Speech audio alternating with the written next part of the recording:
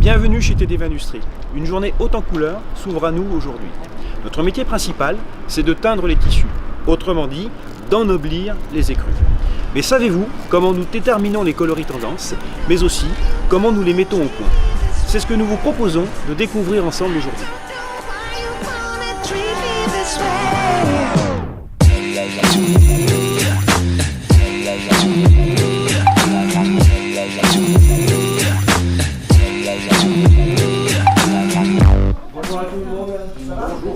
Donc aujourd'hui la réunion a pour objectif de débriefer les remontées que nous avons de nos équipes commerciales terrain et également les équipes marketing sur les besoins coloris.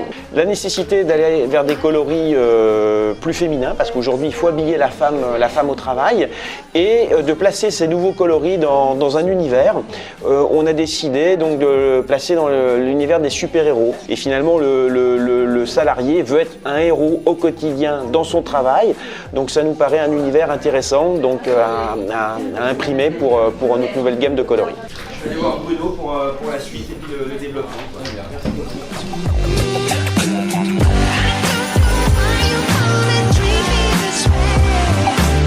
Bonjour Bruno. Brice, ça va bien? Ouais, ça va, voilà la nouvelle gamme. D'accord. Donc Bruno, comme tu vois, suite à notre dernière réunion, on a benchmarké un petit peu les besoins du marché, échangé avec nos clients, et on ressort ici un certain nombre d'univers avec quelques coloris comme celui-ci, donc le Purple Man, ou des coloris un peu plus sportswear. Mais ce qui m'intéresse maintenant, c'est que tu nous expliques comment on met au point ces coloris et comment on les réalise au laboratoire. Très bien Fabrice, vous avez choisi le coloris, mais avez-vous choisi le support? Parce que tu sais qu'entre un coton et un polyester, on ne va pas utiliser les mêmes classes de colorants. Alors, en général, nous c'est du coton polyester. Voilà.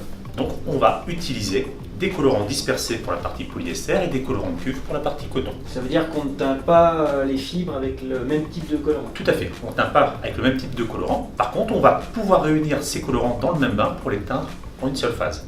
Une fois qu'on a sélectionné nos colorants, on va réaliser une trichromie. Trichromie, c'est-à-dire? C'est-à-dire qu'on va mélanger plusieurs colorants pour avoir le coloris souhaité, ce qui va nous permettre de garantir une bonne reproductibilité du coloris dans le temps. D'accord.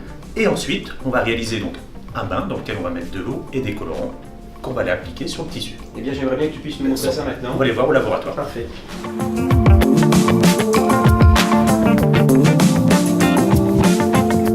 Alors, avec l'aide de la gamme Pantone et d'un spectrocolorimètre, on va pouvoir établir une préformulation pour réaliser notre échantillonnage. Donc Armel, qui a réalisé la trichromie avec la formulation pour réaliser le coloris, est en train de réaliser la pesée de tous les colorants avant de les mettre en dispersion dans l'eau.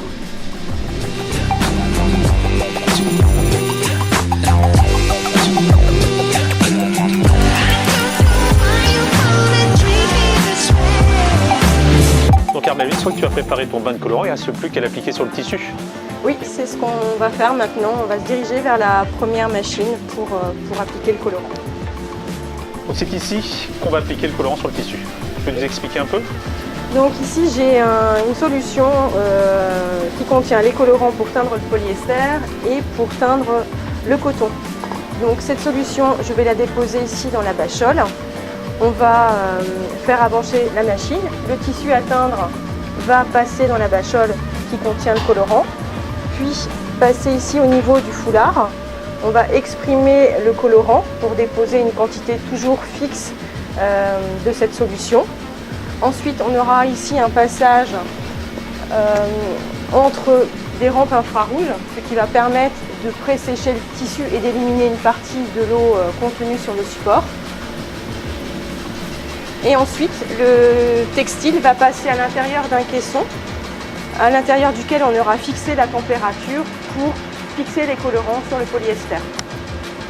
Donc là, tu vas jouer sur la thermoplasticité du polyester. Oui. Pour fixer le colorant dispersé. Le colorant pour le coton sera lui uniquement déposé. Tout à fait.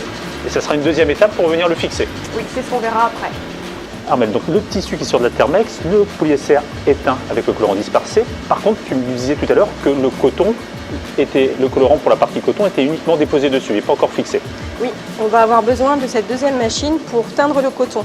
Ça se passe en plusieurs étapes. Donc ici, on va réduire le colorant. D'accord, donc on va diminuer la taille du colorant pour le rendre un peu soluble dans l'eau? C'est ça, oui.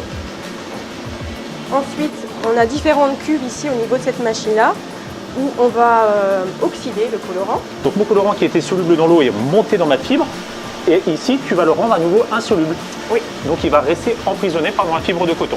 C'est ça, oui. On ne pourra plus bouger du coton.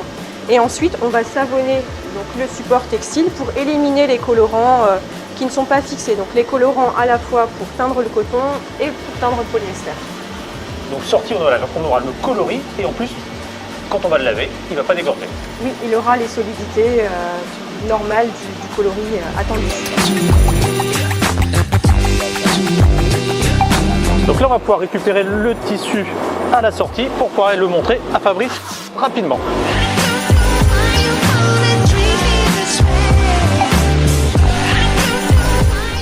Ah Bruno. Fabrice, je t'apporte le nouveau coloris que tu nous as demandé de contre-typer. D'accord, donc c'est le coloris Gonzague. Donc j'avais mis de côté. Alors le Pantone c'est celui-ci. Vous avez demandé de contre-typer super. celui-ci. Je le trouve vraiment très réussi, il est très fondu, côté subtil, bravo. Et ben on va le mettre en ligne. Maintenant qu'on a le coloris, on va aller voir les outils de communication. Comme on l'avait vu en introduction, on a une gamme qui est composée de coloris plus sportswear, donc type pantalon chino, de coloris plus féminins, de coloris destinés au marché plutôt viticole, et puis des coloris un petit peu plus mode, comme le Gonzague que nous avons vu tout à l'heure avec Bruno. Donc vous pouvez retrouver une petite application. Cette petite application vous donne un logiciel que vous démarrez avec le sticker. Et le sticker en réalité augmentée va nous donner un personnage donc qui va bouger et sur lequel on va pouvoir présenter aux gens que ça intéresse les différents coloris. Donc vous voyez, on peut bouger, on peut montrer différents coloris. Et lorsque la personne dit l'association de coloris lui plaît donc de manière virtuelle, on va vérifier tout ça de manière physique avec cet outil qui est ici. Et où la personne va pouvoir jouer, s'amuser avec différents petits morceaux de tissu pour pouvoir donc associer donc, les différents coloris. Donc ça c'est quelque chose qui peut être utilisé pour expliquer à quelqu'un. Et puis on a également cet outil là qui va être destiné au bureau d'études où plus de personnes vont pouvoir travailler autour de la table. Voilà, eh bien écoutez, j'espère que ce voyage autour des nouveaux coloris vous a intéressé et à très bientôt pour un nouveau thème.